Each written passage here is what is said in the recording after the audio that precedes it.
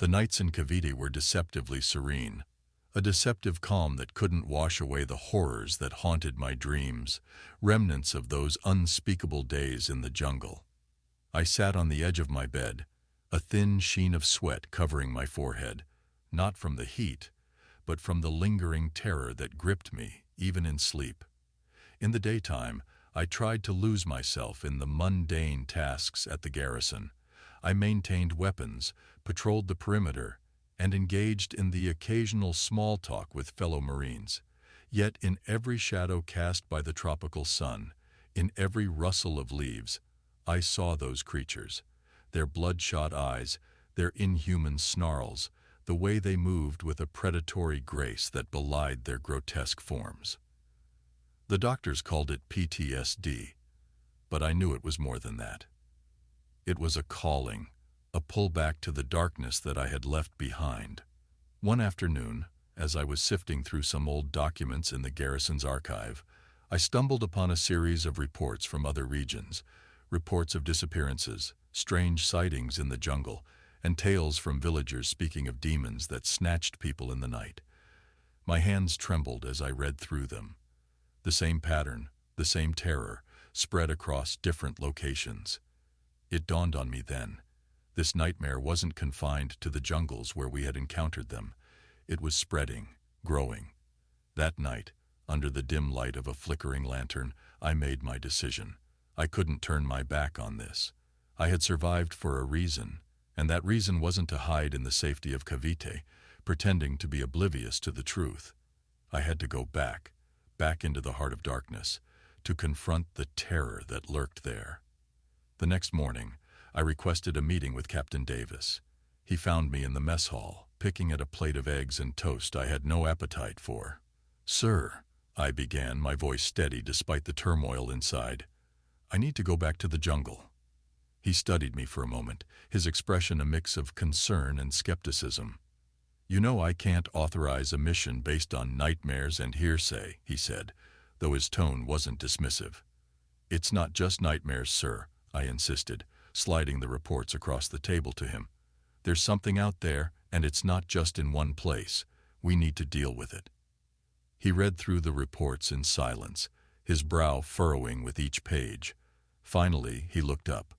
"I'll consider it," he said, "but if this is going to happen, you'll need a team. You can't go in there alone." A team. The word echoed in my mind as I left the mess hall. I knew finding volunteers for such a mission would be a challenge.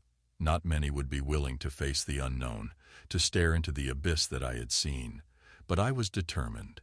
This was a fight that needed to be fought, a horror that needed to be confronted.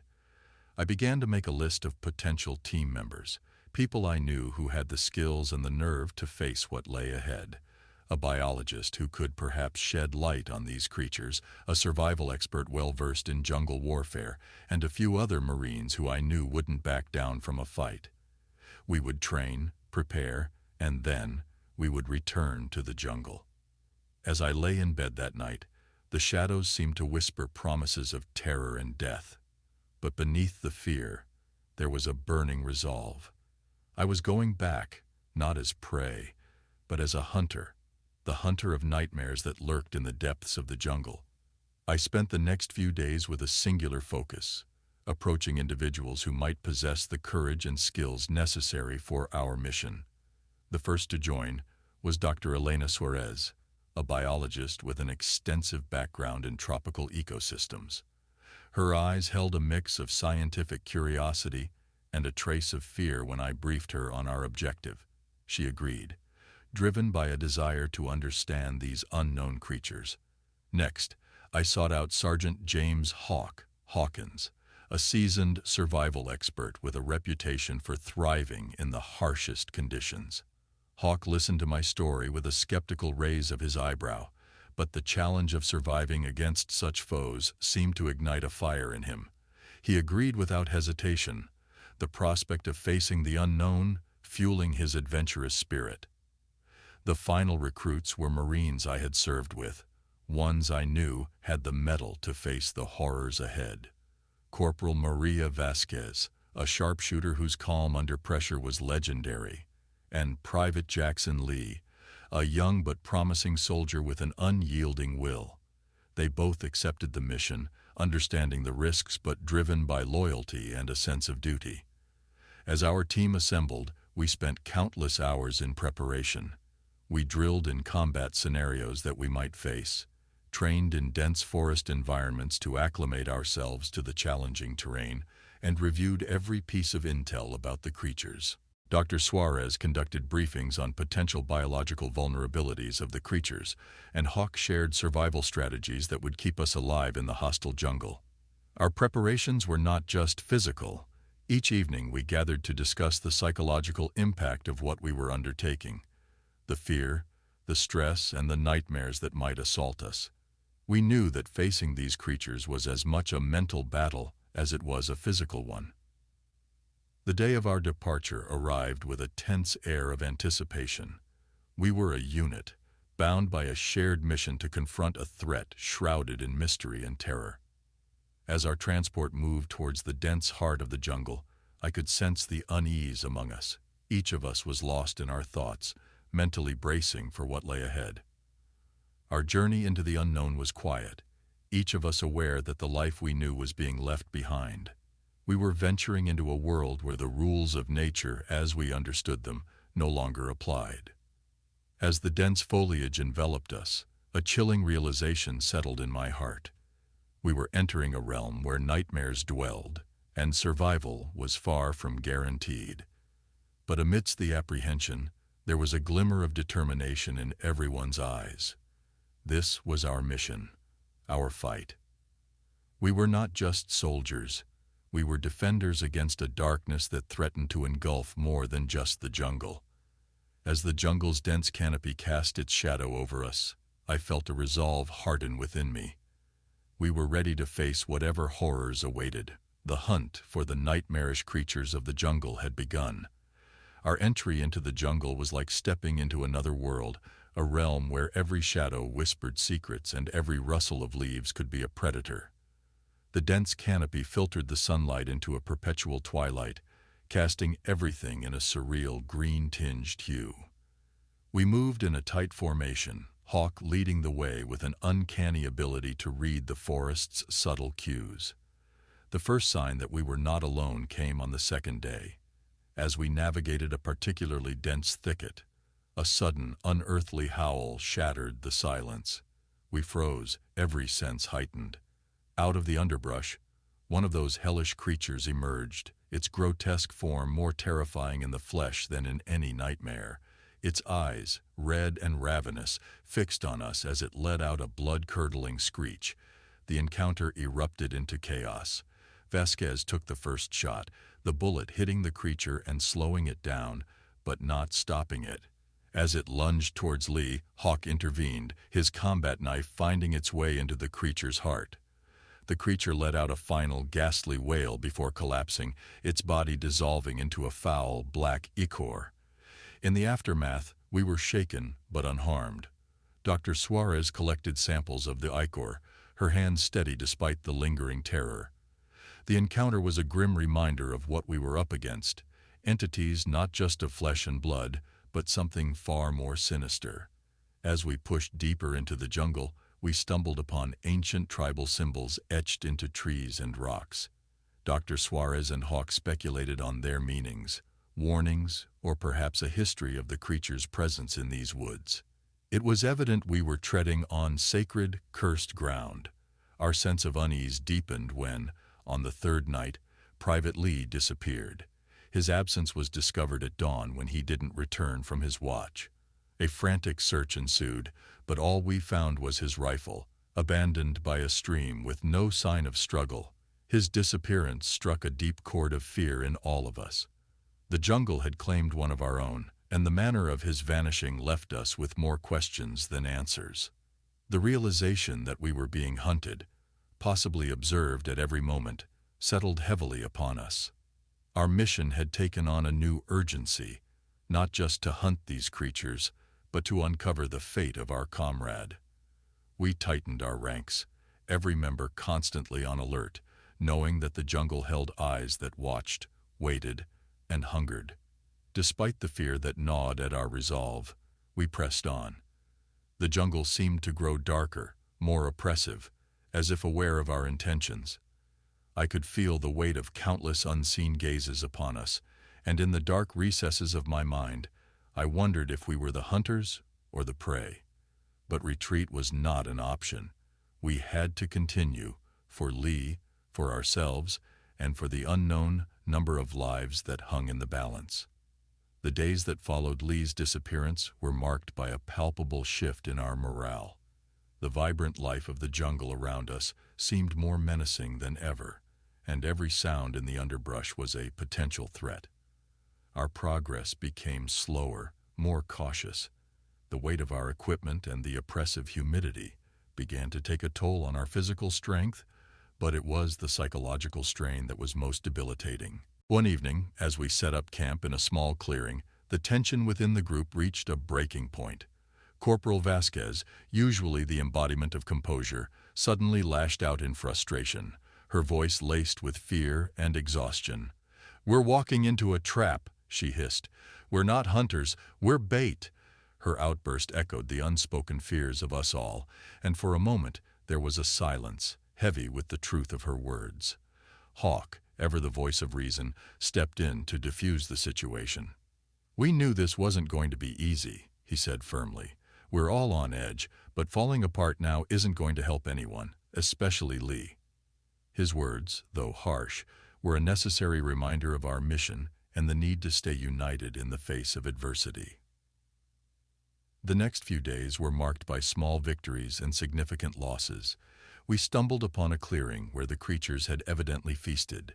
The remains of their meals, both animal and disturbingly human, were scattered grotesquely around the area. It was here that Dr. Suarez made a crucial discovery, a pattern in the creatures' hunting behavior, and a possible weakness in their nocturnal movements. But with each step forward, the jungle seemed to push back harder. Our supplies started to dwindle.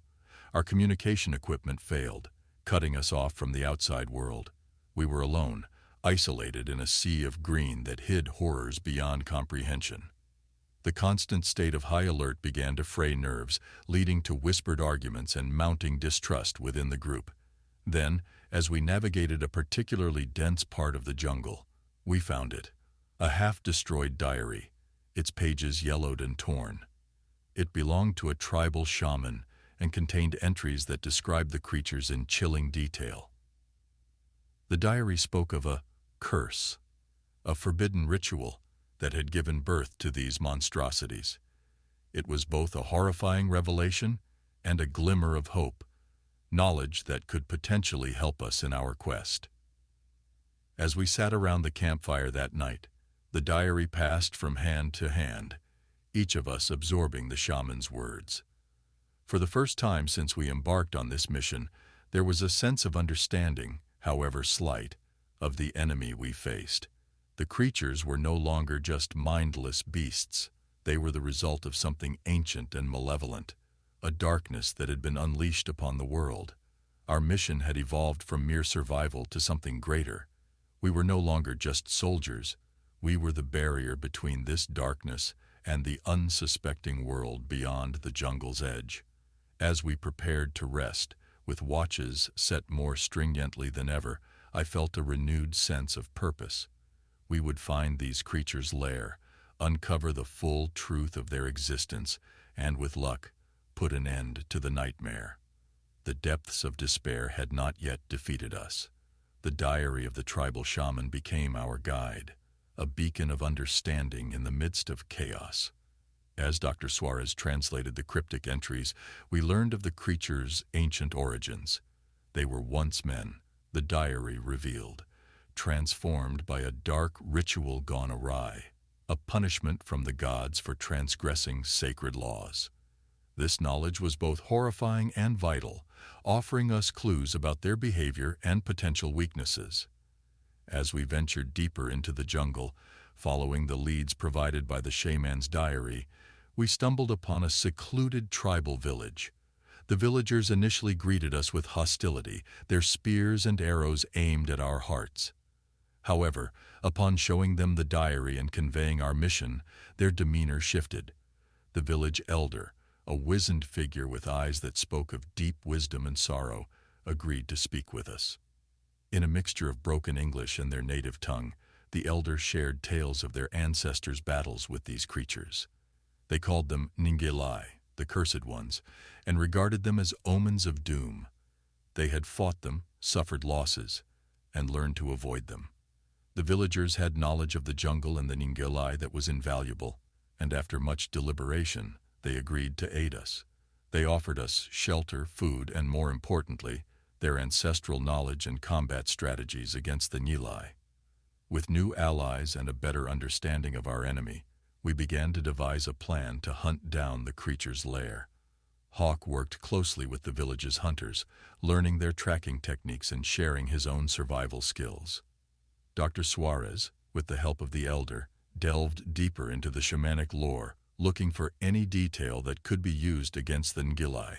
Vasquez trained with the villagers, honing her already impressive marksmanship.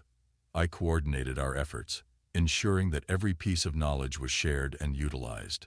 Our plan was risky. We would track the Nilai to their lair, believed to be located deep within the darkest part of the jungle, where even the villagers dared not tread. The diary hinted at a series of caverns, a place shrouded in legends and fear, where the Nilai retreated during the day. If we could find it, we could potentially eradicate them, ending their reign of terror. The night before our planned departure was tense. We sat around the fire, not just as a team, but as a group of individuals bound by a common cause, each aware of the dangers that lay ahead. The villagers sang ancient chants, a haunting melody that was both a farewell and a blessing. Lying in my hammock that night, I pondered the journey ahead.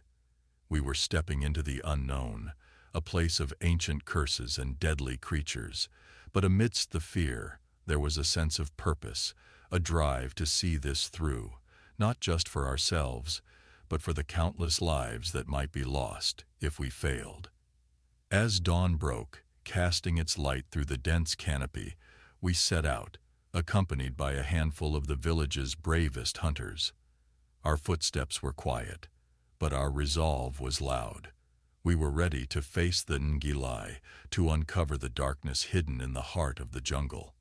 The hunt for the creature's lair had begun, and with it, a chapter in our lives that would forever define us. The journey to the Ngilai's supposed lair was treacherous. The deeper we ventured into the jungle, the more alien and oppressive it felt. The canopy above was so dense that it seemed to swallow the sunlight, plunging us into a perpetual dusk.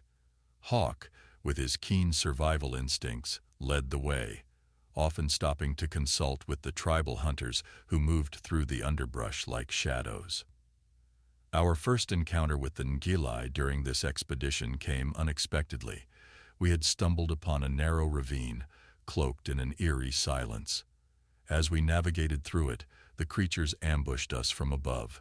Their attack was swift and brutal, their screams almost human in their tortured anguish. We fought back fiercely, Vasquez's rifle barking in short, controlled bursts, while the hunter's arrows flew true. The creatures were fast and vicious, but we had the advantage of being prepared. The skirmish was over quickly, but it left us with no illusions about the dangers we were facing. After the ambush, we found signs that we were on the right track. The tracks of the Ngilai, as pointed out by the hunters, were fresh, leading us to a dense thicket that none of the villagers had dared to explore. As we pushed through, the air grew colder, and a sense of foreboding settled over us. It was Hawk who first noticed the silence. The usual sounds of the jungli, the calls of birds, the rustle of small animals, had ceased. We were in Ngilai territory now, and every one of us could feel their unseen eyes watching us. The lair, when we finally found it, was not what any of us had expected. Hidden beneath an ancient, overgrown temple ruin was a network of caverns, their entrances like gaping mouths in the earth. The air was thick with the stench of decay, and the ground was littered with bones of all sizes, a macabre testament to the Ngilai's reign of terror. We split into two groups, one to explore the caverns, the other to secure the perimeter and ensure our retreat, if needed. As my group entered the caverns, the darkness enveloped us, a darkness so profound it felt almost tangible. We switched on our flashlights, the beams cutting through the gloom, revealing walls adorned with primitive, ominous symbols. The further we ventured, the more oppressive the atmosphere became. Every shadow seemed to move, every whisper of wind sounded like a Ngilai's breath. Then we heard it, a low, guttural growling echoing through the tunnels. We were not alone down here. The Ngilai were here, lurking in the shadows, watching us, waiting for the right moment to strike. Our progress became painstakingly slow. Every step was taken with utmost caution, every corner checked and rechecked. We were in the heart of the enemy's lair, and we knew that the slightest mistake could be fatal. Back on the surface, the team guarding the entrance was on high alert. They knew that if we were to emerge, pursued by the Ngilai, they would be our only chance of survival. The tension was palpable, every sound causing hands to tighten on weapons. As we delved deeper into the caverns, the reality of our situation weighed heavily on us. This was it, the heart of darkness, the den of the cursed ones. Here, in the belly of the earth, we would face our fears and confront the nightmare that had haunted us since that fateful encounter in the jungle. The hunt for the Ngilai had led us here, and now, the real battle was about to begin. In the bowels of the earth, beneath the ancient temple, the air grew thick with the scent of mold and decay. The walls of the caverns were slick with moisture, and the faint guttural growls of the Ngilai echoed around us, creating an unnerving symphony of dread. Each step we took was deliberate, our flashlights casting eerie shadows that danced along the walls. As we ventured deeper, the growling grew louder, more menacing. Suddenly, from the darkness ahead, a pack of Ngilai lunged at us. Their eyes, glowing with a malevolent fire, fixed on us as they attacked. The cavern erupted into chaos, the sound of gunfiri and the creature's howls reverberating off the walls. Dr. Suarez shouted warnings about avoiding their venomous claws and teeth, her voice barely audible over the cacophony of battle. The fight was fierce and desperate. Vasquez's sharpshooting skills were crucial, taking down several Ngilai with precise shots. Hawk, wielding his combat knife with deadly efficiency, saved a hunter from an Ngilai's death grip. Despite our training and preparation, the creatures were relentless. We were fighting not just for the mission, but for our very survival. Amidst the melee, we noticed a larger cavern from which the Ngilai seemed to be emerging. Gathering our remaining strength and resolve, we pushed towards it, fighting off the creatures as we went. The cavern was massive, its ceiling lost in darkness. In its center stood an ancient altar, covered in the same ominous symbols we had seen throughout the caverns. It was here we made a horrifying discovery, a nest of sorts, teeming with Ngilai. The creatures were protecting it fiercely, attacking with a ferocity we hadn't seen before. It was clear that this place was the heart of their lair, the source of the curse the shaman's diary had spoken of. Realizing we couldn't fight them off indefinitely, we made a split-second decision to collapse the cavern. Using the explosives we had brought for this purpose, we began to set charges around the cavern's unstable areas. The Ngilai, sensing our plan, increased their assault, making the task nearly impossible. The battle raged on, every second crucial, as we struggled to set the explosives. Finally, with the last charge in place, we retreated, the Ngilai in hot pursuit. As we made our way out of the caverns, the sounds of the creatures' screeches filled our ears, a haunting reminder of the horror we were leaving behind. Reaching the surface, we signaled to the team outside. With one last look at the ancient temple, a silent prayer for those we had lost and those who had fallen before us, I detonated the explosives. The ground shook violently, a deafening roar filling the air as the temple and the caverns beneath it collapsed. A cloud of dust and debris billowed up, marking the end of the Ngilai's reign of terror. We stood there, panting, covered in dust and sweat, watching as the last remnants of the temple disappeared into the earth. It was over. The mission was complete, but the cost had been high. Not all of us had made it out, and the weight of their sacrifice hung heavily on our hearts. As we made our way back through the jungle, the atmosphere was somber. We had achieved our goal, but the joy of victory was tainted by grief. We emerged from the jungle not as triumphant heroes, but as weary survivors, forever changed by what we had experienced. The darkness of the Ngilai's lair was behind us, but the shadows of what we had been through would always remain, a haunting memory of the depths of despair and the price of confronting the heart of darkness. The return to Cavite was a journey marked by introspection and silence. Each of us was lost in our own thoughts, processing the ordeal we had survived. The faces of those we had lost haunted me, their sacrifice a constant reminder of the high cost of our victory. We had faced the unknown, battled the stuff of nightmares, and emerged alive, but not unscathed. Upon our arrival, we were greeted with a mixture of awe and disbelief.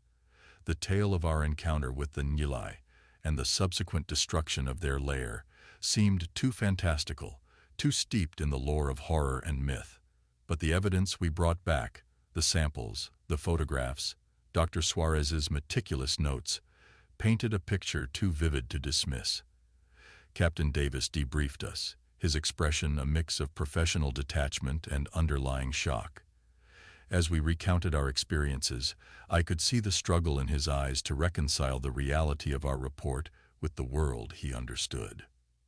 In the end, he thanked us for our service and bravery, a sentiment echoed by others in the garrison, but I could tell they were relieved that such a nightmare was beyond their own experience. In the days that followed, we were each given time to recover and reflect. Counselors were made available, and we were encouraged to speak about what we had endured. For some, this helped, but for others, like myself, the experiences were too raw, too deeply etched into our psyche to articulate. I spent long hours staring at the jungle's edge, a part of me still unable to believe that the terror was truly over.